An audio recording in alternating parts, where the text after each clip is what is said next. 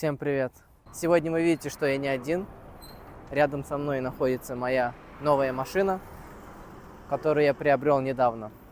Ну и, соответственно, сегодня я хочу рассказать, каково это – иметь и содержать машину в Японии.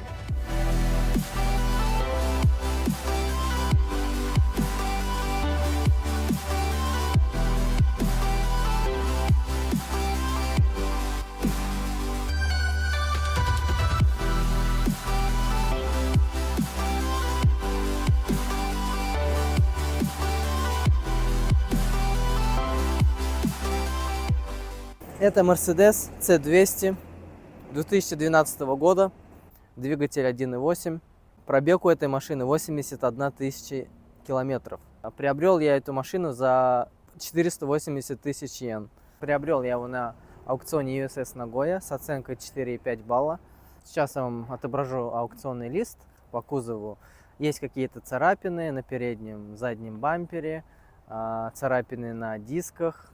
По салону получается, что небольшие загрязнения, царапины, шерсть животных. Видать, что предыдущий владелец, у него была либо собака, либо кошка, не знаю. Остатки шерсти еще есть. Вот. Ну, в принципе, ничего такого критичного не наблюдается. Ну, соответственно, это была, да, тоже причина, почему я решил выбрать данный автомобиль.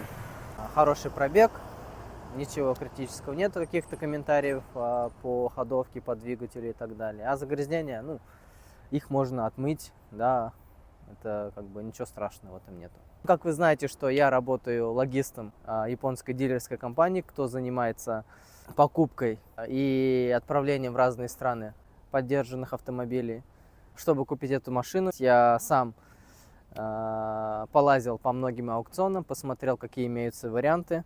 Ну и после этого обратился к нашим байерам, и уже они мне посредством нажатия кнопки купили данный автомобиль. Почему именно Mercedes? Вы спросите меня. Ты живешь в Японии, ты можешь приобрести, да, там Toyota, Nissan, либо Subaru, допустим. Но бюджет был ограничен.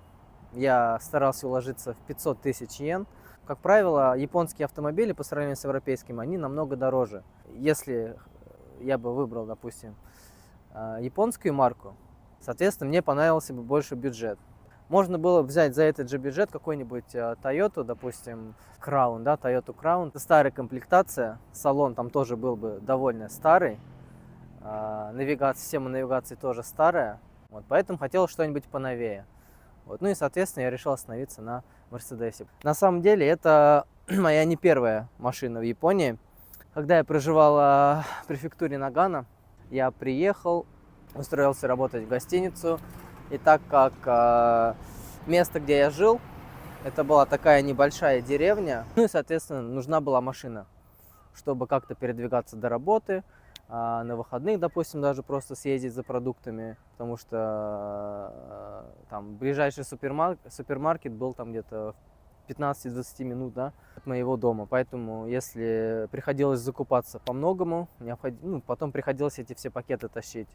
Ну и, соответственно, после переезда в Японию в 2019 году, где-то после 3-4 месяцев, когда я получил японские права, у меня появилась машина. Первая машина это была американский Ford Escape, по-моему. Ну, очень старенькая машина, мне досталась она от нашего менеджера, от гостиницы. Как бы он уже как раз собирался приобретать новую машину, и, соответственно, чтобы избавиться от этой, он сказал: если хочешь, пожалуйста, забирай, катайся. Просто машина на халяву тебе досталась, кто не захочет. Ну, уже Ford он был, как я сказал, старенький, по-моему, 2004 что ли года. Вот, там уже проблемы были с двигателем, ну и вообще. Вот, и чтобы чинить это все, сами понимаете, необходимо было заказывать запчасти с Америки. Вот, а это очень дорого. Ну и, соответственно, я решил, что пора от него избавляться. И после него я взял себе Toyota. Это был Mark X. По-моему, 2 литра двигатель у него был. Вот сейчас увидите на картинке, как он выглядел. Приобрел я, по-моему, тоже где-то за 400 тысяч. Ну вот, то есть японская машина у меня уже была. То есть откатался на этой марке где-то 2 года. Как раз во время покупки необходимо было сделать техосмотр. Вот, поэтому перед тем, как начать передвигаться на этой машине, сделали техосмотр. То, что нужно было, расходники поменяли, отремонтировали. Ну и, соответственно, 2 года просто я отъездил от него без проблем, вообще никаких. Он меня вообще никак не беспокоил. В этот раз мне захотелось что-то новое попробовать.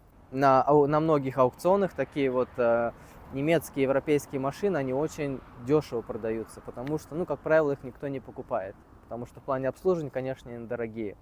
Вот. Ну и, соответственно, да, возникает вопрос, если в плане обслуживания они дорогие, почему ты берешь себе Мерседес? Вот. Здесь как бы история такая, получается, что, ну, во-первых, ну, как бы давайте несколько причин назову. Ну, первое то, что это сама машина очень дешево стоит, пробег маленький, техосмотр на ней был сделан где-то полгода назад, а в Японии техосмотр, то есть если ты отдаешь машину, да, там досматривается все полностью. Ну, это не дешевое удовольствие, это обходится где-то 100, ну, в зависимости, да, от машины, какой ремонт ей требуется, соответственно, цена будет, да, где-то выше, где-то ниже. Ну, в целом, где-то это от 100 тысяч йен, где-то 120-140 тысяч йен выходит. После того, как техосмотр закончится, он, кстати, в Японии тоже дается на 2 года. В моих планах просто еще откататься полгода на этой машине и потом ее выставить на аукцион. И уже просто взять либо такую же, либо какую-нибудь похожую машину, уже тоже с техосмотром. Поэтому я надеюсь, что за эти полгода как бы с ней ничего серьезного не случится, чтобы я там не попал на большие деньги. Посоветовался, да, с людьми, кто ездит на таких машинах, потому что, да, как бы тоже перед покупкой, чтобы потом, да, не облажаться, да, я бы купил, там она через день сломалась и все бы. Поэтому, конечно же, я посоветовался с японцами, кто ездит на машинах. Ну и, соответственно, после, да, собрания какой-то информации для себя, я уже понял, что, в принципе, я думаю, что ну, можно пойти на такой шаг, да, и приобрести данную машину.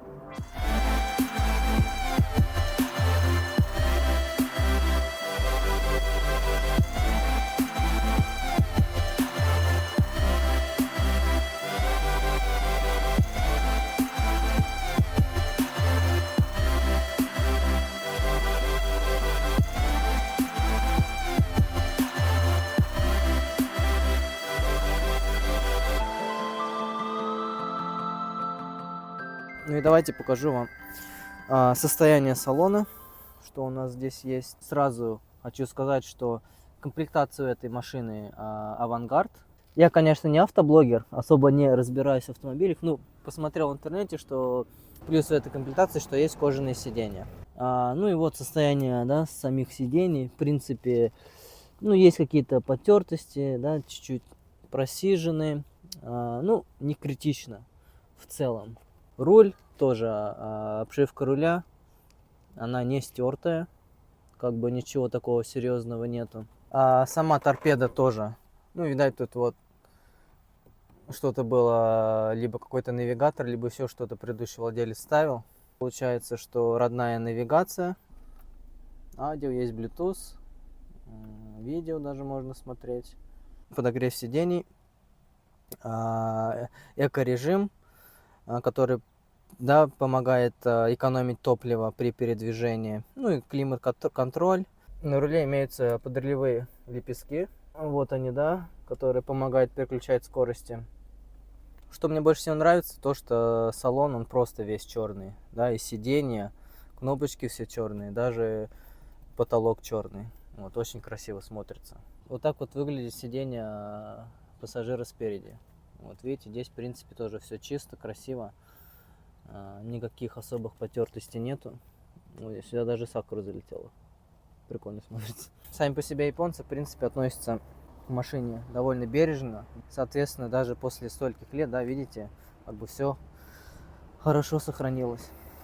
Ну и после того, как байеры мне купили данную машину, да, как бы как дальше продвигался весь этот процесс. Заказали машину транспортной компании, так как машина, да, куплена была в Нагое, нужно было доставить в Йокогаму.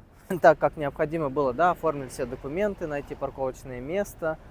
Ну, я знал, что на это потребуется время. Попросил наших транспортную компанию, чтобы машину доставили, ну, где-то только через 2 недели. Потому что я боялся, что если машина приедет, а у меня еще ничего готово не будет, как бы, ну, будут небольшие проблемы, да. Что прежде всего требуется? Самое первое дело – это парковочное место. Без парковочного места ты просто даже не сможешь эту машину оформить нигде. К сожалению, что у меня в моем доме есть стоянка только для велосипедов, для велосипедов и мотоциклов, а для машин нету, поэтому мне пришлось искать где-то рядом. Либо в другом здании, где есть парковочное место, либо какое-то отдельное место парковки. Как я это делал? Ну, соответственно, как это можно делать? Конечно же, смотреть в интернете.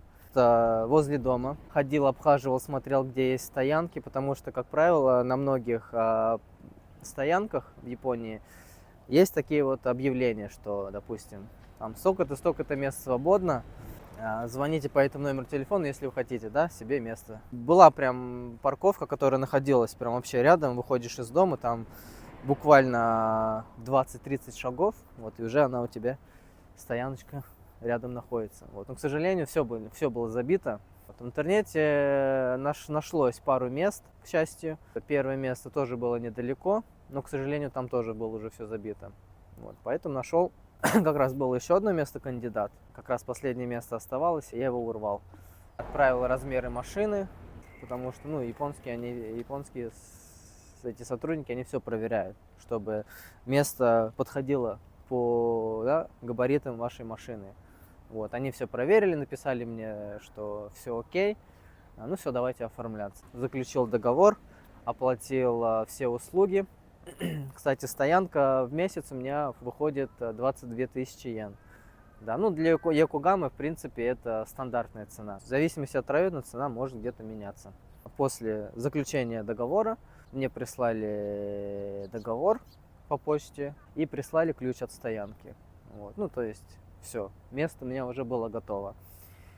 И дополнительно я запросил от них бумажку, она называется Сёкошомей Сё по-японски. Это означает, что подтверждающий документ, что у меня есть это парковочное место, и этот документ мне был необходим для предоставления в полицию уже. Начинается уже следующий шаг. Это поход в полицию. Для чего нужно идти в полицию? У меня на руках подтверждение о том, что у меня есть парковочное место, заявление, которое требуется, чтобы оформиться, да, в полиции. И плюс к этому компания, с кем я заключил договор насчет парковки, они прислали мне карту, где указано, где расположен мой дом, парковка, какое расстояние от дома до парковки, потому что если расстояние будет длинное, есть вероятность, что полиция они не разрешат оформить документы. Благо у меня мои апартаменты и парковка находятся где-то в 3 минутах ходьбы. Ну и, соответственно, все было нормально. Вот, я сходил в полицию, подал все документы, и в течение 3-4 дней полицейские все это проверяют. Как они проверяют? Не только по интернету, да, там, допустим, считали, они прямо идут, считают расстояние до парковки, смотрят, как бы на самом деле существует ли эта парковка, также мой дом, где я проживаю, тоже все это, ну, то есть они проверяют всю информацию, вот. И как раз после 4 дней я потом опять направился в полицию, где уже мне сказали, что все нормально, мы все проверили, все, теперь вы можете официально ездить, да, на машине и оставлять ее на своем парковочном месте. Что дальше получается? Дальше, после того, как я второй раз ходил в полицию, забрал все документы, по сути, мне остается ждать приезда моей машины. Вот получается, да, я все оформил в полиции, и где-то на следующий день как раз доставили мою машину, и потом через день, либо через 2 оставалась последняя процедура.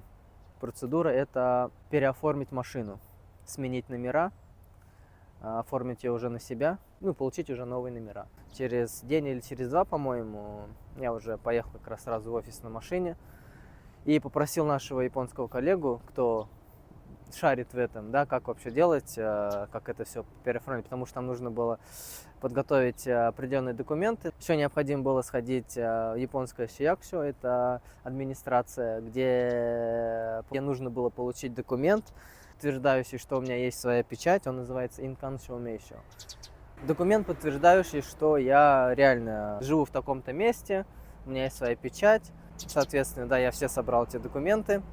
Мы отправились уже на самой машине, да, с сотрудником из офиса. Приехали в транспортное бюро.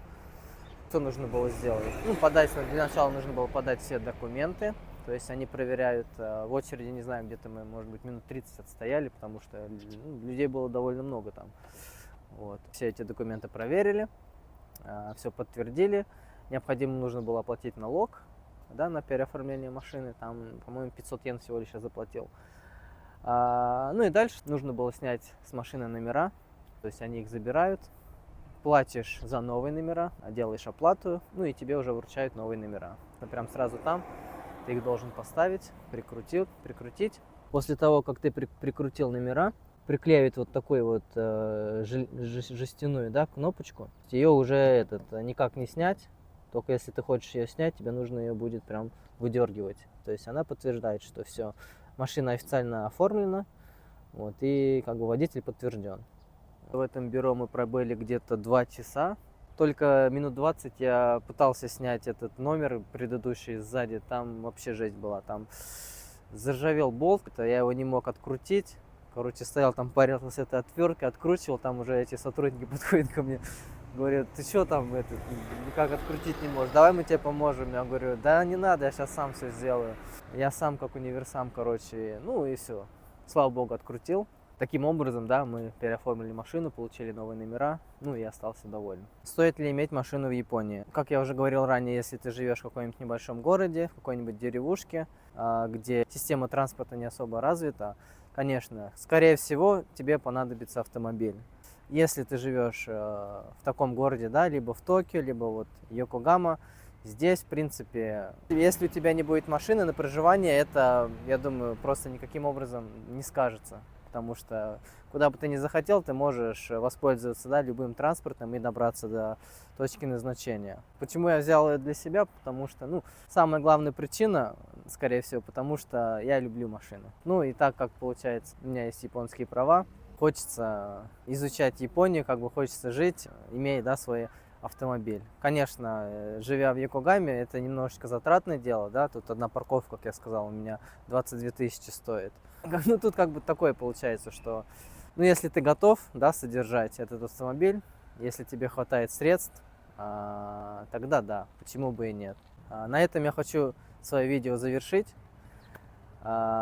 Конечно же, я не автоблогер, я не мог там рассказать, да, более конкретно про эту машину. Но в целом мой канал не про автомобили, вот он про Японию. Поэтому просто хотелось поделиться о том, каково это купить и содержать автомобиль в Японии. Надеюсь, вам это видео понравится. Спасибо за просмотр. Ставьте лайки, пишите комментарии. Всем спасибо, всем пока.